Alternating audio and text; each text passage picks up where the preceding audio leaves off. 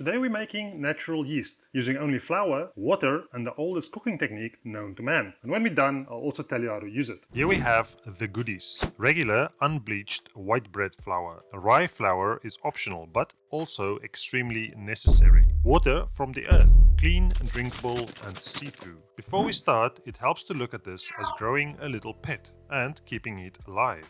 Kinda like a child, just cheaper. Tamagotchi, if you like.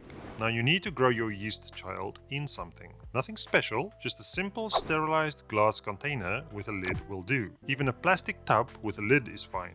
But I advise against it, as it will bring the worst out of something that's usually, I assume, quite friendly. This is the GOAT for us fermentation-loving folks. A simple mason jar with a sealable lid. Either way, all either somewhat free or budget-friendly. Your life, your choice. Before we forget, a simple rubber band.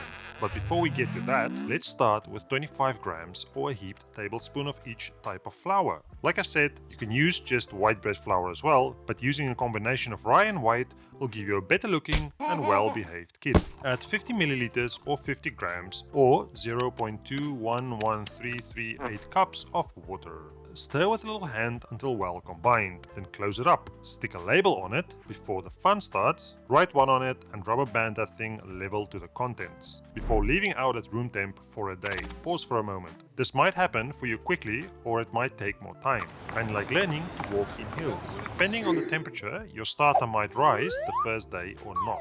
It's okay. Relax if you don't. My kitchen was around hell hot this week, so things moved quickly. Like this quickly. The perfect temperature, of course, would be 27 degrees Celsius or 80 degrees Fahrenheit, which can be achieved in a simple fermentation chamber. Link to a video with one below. Otherwise, just room temp and life is good. Next day, we feed our starter the same way we did the first day. 25 grams white, 25 grams rye and 50 milliliters of water. Stirry McStirry until well combined. Sticky fingers and little hands. Close up and write 2 on the label. Room temp and let it go. By now, you probably realized the function of the rubber band.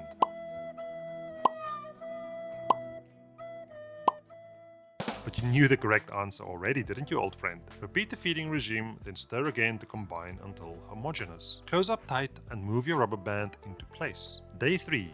Yes, the numbers are days. Again, my kitchen, unusually hot, so stuff moved quickly. Do not panic if your starter grows slower. Signs of a healthy starter is a slightly alcoholic smell and some bubbling, rising and falling of the starter. Signs of a dead starter are mold, stinky poopy and no activity, aka dead and gone. So, bin it and start over. Of course, we feed and repeat the process again. Then watch it do its thing. By now you could easily use this, but there is an important step to come. So, hold on. Feed your kid with the same proportions again as before. After day 5, things should be extremely active and bubbly. Smell alcoholic in a good way and just plain look like a healthy starter. But we need to stabilize it so it don't behave badly in baking and we can store it and take care of it properly, which we'll get to in a bit. To stabilize this thing, we remove a part of the starter, known as the discard. You don't have to throw this out if you feel sorry for it. There's plenty of things to do with it, like freeze it or cook with it, but don't lose sleep over it. It's just flour and water.